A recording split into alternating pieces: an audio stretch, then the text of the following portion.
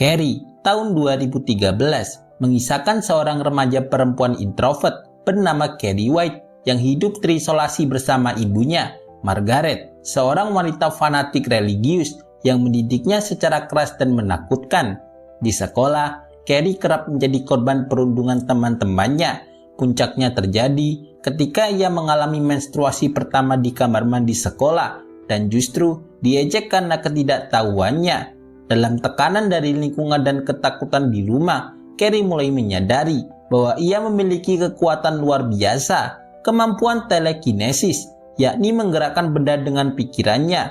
Dari situlah konflik mulai tumbuh dan membawa cerita ke arah yang tak terduga. Apa yang akan terjadi selanjutnya? Langsung saja siapkan bantal, guling, dan tempat ternyaman kalian. Selamat menonton!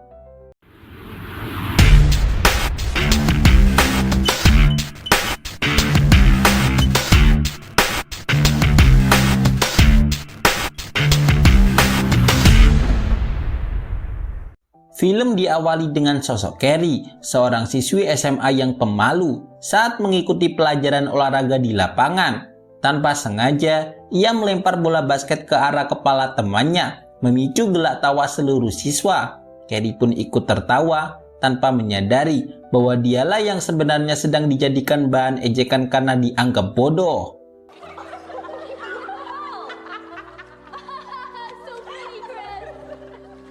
Setelah kelas usai, Carrie menuju toilet untuk berganti pakaian. Di sanalah kejadian tak terduga terjadi. Ia terkejut saat menyadari darah keluar dari selangkangannya. Panik dan kebingungan karena tidak tahu apa yang terjadi, Carrie melompat keluar kamar mandi sambil meminta tolong. Namun bukannya mendapat bantuan, ia justru menjadi sasaran perundungan dari para siswi lain yang ada di sana.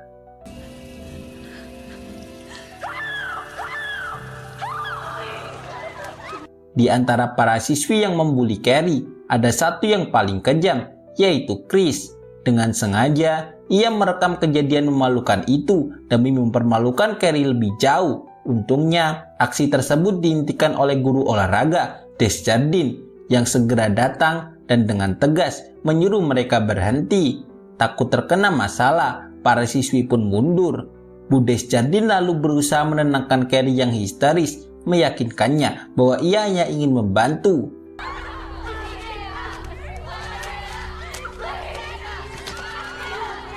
Setelah tahu itu darah menstruasi, Bu Desjardins menjelaskan bahwa itu hal wajar bagi perempuan yang mulai puber. Di saat yang sama, Sue Snell mulai tersentuh dan ingin membantu.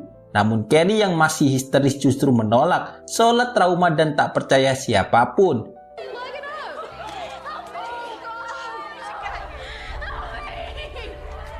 Karena tak ada cara lain, Bu Desjardins terpaksa menampar Carrie agar ia tenang. Setelah itu, ia kembali menegaskan bahwa dirinya hanya ingin membantu. Saat situasi mulai mereda, Bu Desjardins membawa Carrie ke ruang kepala sekolah untuk menjelaskan kronologi kejadian dan bagaimana Carrie menjadi korban perundungan.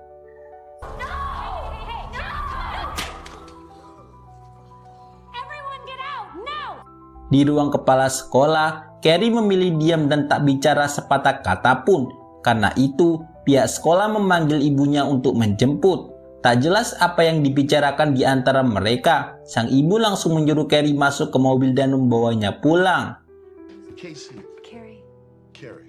Did Chris Hargensen start this? Dari kejauhan, Bu Desjardins melihat Carrie pulang. Namun perhatiannya teralihkan oleh Chris dan teman-temannya yang sedang asyik bergosip. Chris dengan bangga menunjukkan video histeris Carrie kepada pacarnya, Billy, seolah itu lelucon. Di tengah tawa itu, Sue, teman mereka, terlihat mulai menyesali semua yang terjadi.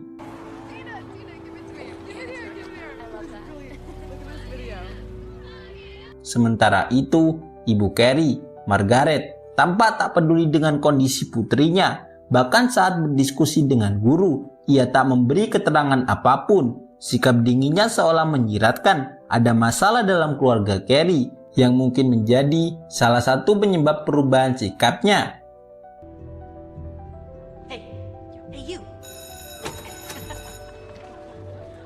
Margaret dikenal sebagai penganut agama yang fanatik. Ia menganggap dunia luar penuh dosa, sehingga memilih mengisolasi Carrie dari kehidupan sosial.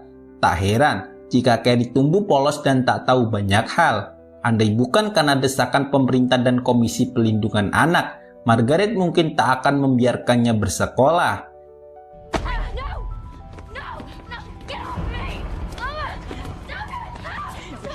Tindakan Margaret bukan tanpa alasan. Saat Carrie masih kecil, ia pernah hampir membunuh putrinya karena menganggap kelahirannya sebagai ujian dari Tuhan.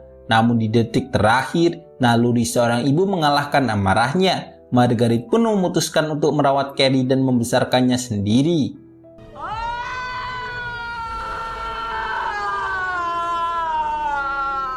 Di lingkungan rumah, Carrie dikenal sebagai gadis aneh karena tak pernah bersosialisasi. Ia sering dibully, bahkan oleh anak-anak sekitar. Suatu hari, saat seorang bocah laki-laki mengejeknya, Carrie yang tanpa menyentuh apapun berhasil membuat bocah itu terjatuh dari sepedanya.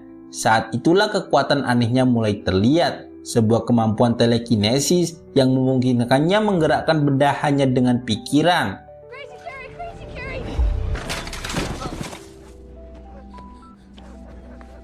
Sementara itu, Sue mencurahkan isi hatinya pada sang pacar, Tommy, seorang atlet sekolah. Dia masih menyesal telah ikut membuli Carrie, meski perannya tak sebesar yang lain. Rasa bersalah terus mengantuinya.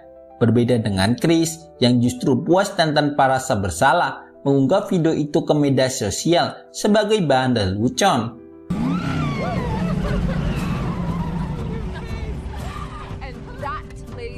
Keesokan harinya, video tentang Carrie tersebar luas dan jadi bahan perbincangan. Carrie bingung saat semua orang menatapnya seolah dirinya hina.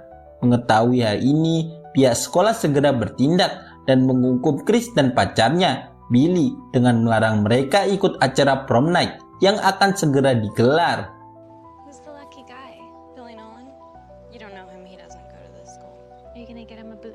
Tak terima dengan hukuman tersebut, Chris memberontak dan meminta bantuan ayahnya yang seorang konglomerat. Namun upaya sang ayah untuk membujuk pihak sekolah gagal. Bagi pihak sekolah, aturan tetap harus ditegakkan. Chris sudah jelas bersalah. Lebih baik menerima hukuman ini daripada kelak mendapat balasan yang lebih berat. Mendengar itu, sang ayah akhirnya pasrah dan menerima keputusan tersebut. I want her prom privileges restored. You can't prove she did anything.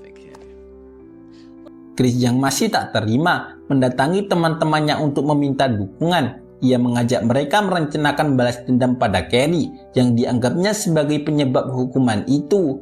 Namun ajakan itu ditolak karena dianggap terlalu berlebihan. Karena kesal, Chris menuduh mereka tidak setia kawan dan bersumpah akan melakukannya sendiri apapun resikonya.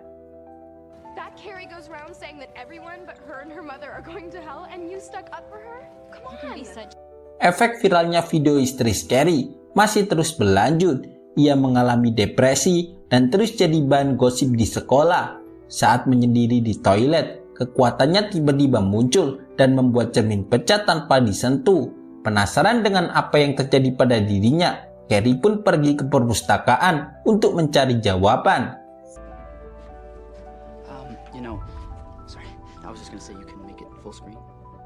Di sisi lain, Sue masih merasa bersalah melihat Carrie dikucilkan. Sebagai bentuk penebusan, ia meminta pacarnya, Tommy, untuk mengajak Carrie ke prom night. Awalnya Tommy menolak karena tak ingin menyakiti hati Sue, tapi setelah didesak terus-menerus, ia akhirnya setuju. You serious? I'm just trying to fix what I did. Yeah, I get that, but this is Sue. Tommy mendatangi Carrie yang duduk sendiri di kantin, menyapanya dengan senyum ramah. Carrie terkejut, apalagi saat diajak menjadi pasangan prom night. Ia langsung curiga, mana mungkin atlet populer mengajaknya begitu saja. Mengira hituannya jebakan, Carrie memilih pergi tanpa sepatah kata pun. This is unlocking the mind. No. Is that like about hypnosis? Because Saat Carrie menangis sendirian, Bu Desjardins datang menenangkannya. Carrie pun curhat soal kebimbangannya di atas ajakan Tommy. Prihatin dengan kondisinya, Bu Desjardins menemui Sue dan Tommy untuk memastikan. Mereka menjelaskan bahwa ajakan itu memang tulus. Sue hanya ingin menebus kesalahan. Bahkan demi menghindari kesalahpahaman, Sue memutuskan untuk tidak hadir di dalam prom night nanti. To prom all the time, and everyone loves him for it. Really? Menurut Sue, lebih baik Tommy datang bersama Carrie, wanita pilihan yang ia percaya, daripada sendirian dan jadi incaran gadis lain. Keesokan harinya, Tommy kembali menemui Carrie untuk meminta jawaban. Namun Carrie malah mengusirnya karena takut ibunya tahu. Meski begitu, Tommy tetap bersikeras menunggu jawaban. Kesal dengan sikapnya, Carrie akhirnya setuju dengan syarat Tommy segera pergi dari rumahnya. Why are you doing this? Because I want to. You need to leave. Di balik kekesalannya, Carrie akhirnya merasa bahagia karena diberlakukan seperti gadis normal. Ia pun bergegas ke butik untuk mencari gaun karena tak punya busana yang cocok. Tanpa disadari, Chris melihatnya dan tahu Carrie akan datang bersama Tommy. Sambil tersenyum licik, momen itu dianggap sempurna untuk merencanakan membalas dendam kepada Carrie.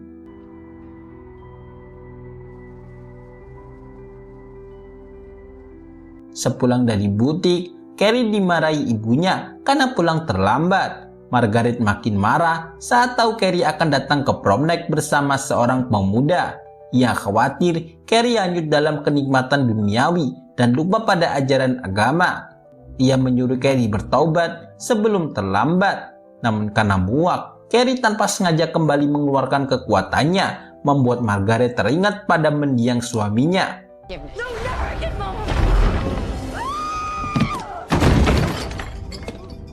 Dari pengakuan Margaret, ternyata suaminya adalah seorang penyihir dan Carrie mewarisi kekuatannya.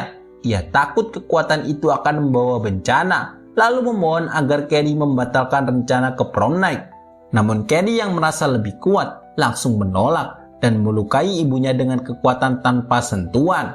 Margaret terkulai lemas, menyadari putrinya tak lagi bisa dikendalikan. Oh, stand up.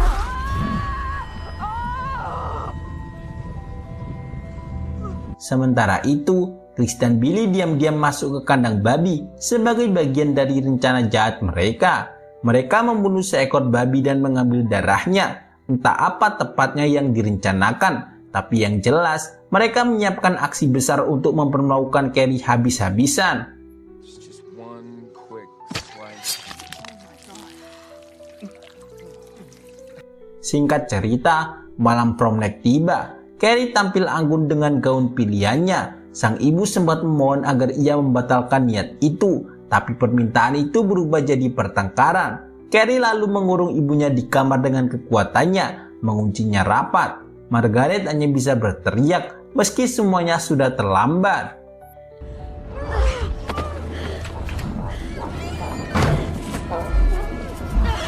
Tak lama, sebuah mobil putih panjang tiba di depan rumah Carrie untuk menjemputnya. Setibanya di lokasi prom night, Carrie dan Tommy tampil serasi bak putri dan pangeran. Sementara itu, Sue sempat mengirim pesan, khawatir Chris akan muncul dan merusak acara.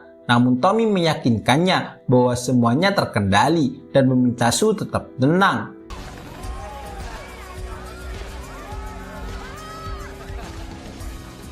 Tanpa disadari, Chris dan Billy diam-diam menyusup ke acara prom night untuk menjalankan rencana jahat mereka. Mereka menyiapkan jebakan, ember berisi darah babi yang akan dijatuhkan tepat saat Karen berdiri di bawahnya. Dengan nada mengancam, Chris juga mengirim pesan ke Sue, memperingatkan bahwa Carrie dalam bahaya karena ia tahu Sue mencoba berbuat baik dan Chris tak akan membiarkannya. Let you pull her over, okay? Oh, I plan on it. Tak lama, Sue bergegas ke lokasi prom night karena Tommy tak lagi membalas pesannya. Sementara itu, acara telah memasuki puncaknya, pemilihan raja dan ratu prom night. Untuk melancarkan rencananya, Chris dan kawan-kawan telah memanipulasi suara agar Carrie dan Tommy keluar sebagai pemenang. Here's some four, Mike, Matt, Brian, and Brad. I'm gonna miss you guys. All set? Oh, yeah. Carrie terkejut saat diumumkan sebagai ratu prom night bersama Tommy. Meski mereka bukan pasangan sungguhan, ia sempat gugup, tapi Tommy meyakinkannya bahwa ini saat yang tepat untuk percaya diri. Ia bahkan memuji kecantikan Carrie, membuat gadis itu tersipu malu untuk pertama kalinya. Our winners are Tommy Ross and Carrie White. Saat tiba di lokasi, Sue berusaha menghentikan rencana jahat itu, namun terlambat. Ember berisi darah babi sudah dijatuhkan tepat di atas kepala Carrie. Semua orang terdiam, termasuk Tommy. Terlebih saat layar panggung menayangkan video perundungan Carrie. Malam yang awalnya indah, seketika berubah mencekam. Sekali lagi, Carrie menjadi bahan ejekan dan dipermalukan di depan semua orang.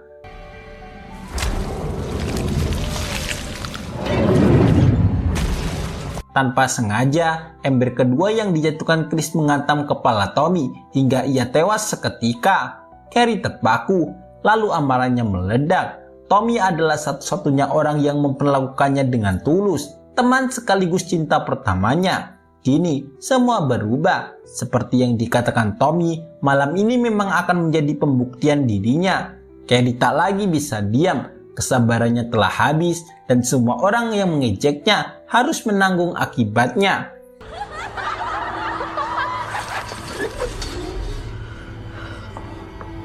Teriakan Carrie menggema keras, membuat banyak orang terlempar. Saat mereka panik mencoba kabur, Carrie menutup semua pintu dengan kekuatannya sehingga tak ada jalan keluar. Amarah dan luka hatinya berubah menjadi teror yang belum pernah dibayangkan manusia. Api mulai melahap gedung, teriakan minta tolong menggema, dan satu persatu nyawa melayang. Namun bagi Carrie, semua itu belum cukup untuk membalas luka yang ia terima.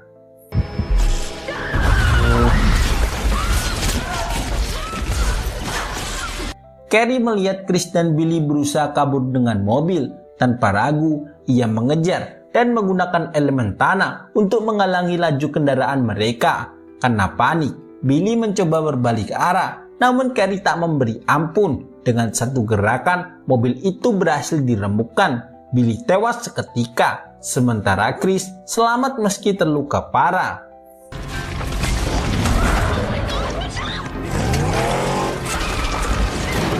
Chris yang masih berusaha melawan, tak mampu menghadapi amarah Carrie yang memuncak. Akhirnya, ia tewas dalam kondisi mengenaskan. Disusul ledakan mobil yang mengguncang seisi kawasan. Setelah semua berakhir, Carrie pulang ke rumah, berharap ibunya bisa menjadi cahaya baru dalam hidupnya. Tanpa ia sadari, Sue mengikutinya dari kejauhan, menanti waktu yang tepat untuk berbicara dan menebus kesalahan.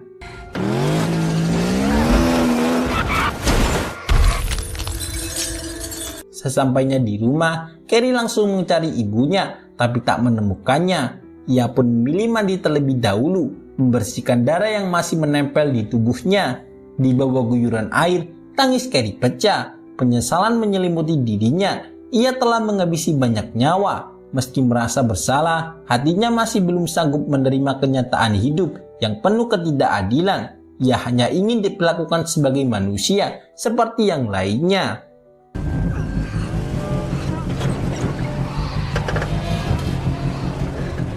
Tak lama, Margaret muncul. Carrie langsung memeluk ibunya sambil menangis dan meminta maaf karena telah membangkang. Margaret ikut menangis seolah memahami rasa sakit putrinya. Namun di balik tangis itu tersimpan niat jahat. Diam-diam Margaret berencana mengakhiri hidup Carrie demi mencegah bencana serupa terulang, sama seperti yang pernah terjadi pada suaminya, korban dari fanatisme buta yang selama ini menguasai diri Margaret.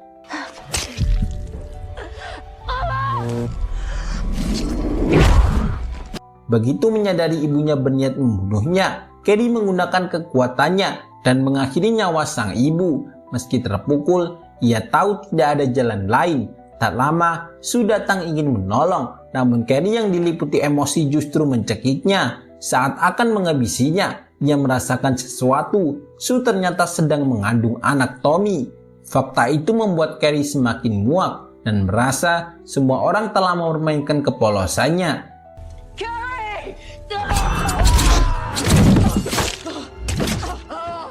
Carrie akhirnya memilih mengakhiri hidupnya sendiri. Ia membakar sekaligus merobohkan rumah yang selama ini menjadi saksi penderitaannya. Jenazahnya dimakamkan secara sederhana di ujung pemakaman umum, seolah dunia tetap menolaknya, bahkan setelah mati. Hanya Sue yang datang menabur bunga, satu-satunya orang yang percaya bahwa Carrie hanyalah gadis baik yang terlalu disakiti.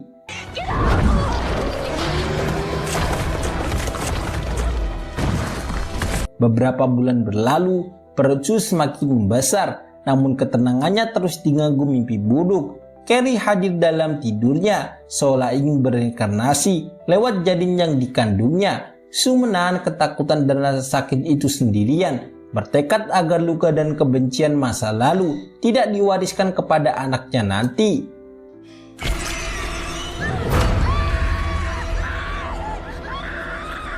Tamat, itulah akhir dari film Carrie tahun 2013. Kisah ini berakhir dengan tragedi yang menyisakan luka mendalam, bukan hanya bagi Carrie, tapi juga bagi mereka yang terlibat dalam hidupnya.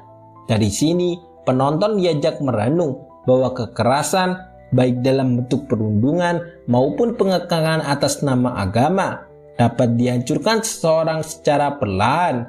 Ketika tak ada ruang untuk dimengerti, kekuatan yang seharusnya menjadi anugerah justru berubah menjadi kehancuran. Film ini menegaskan pentingnya empati, pengendalian diri, dan keberanian untuk memperlakukan sesama yang lebih manusiawi sebelum semuanya terlambat. Saksikan alur cerita seru menarik lainnya. Tulis komentar di bawah untuk request film atau ide lainnya.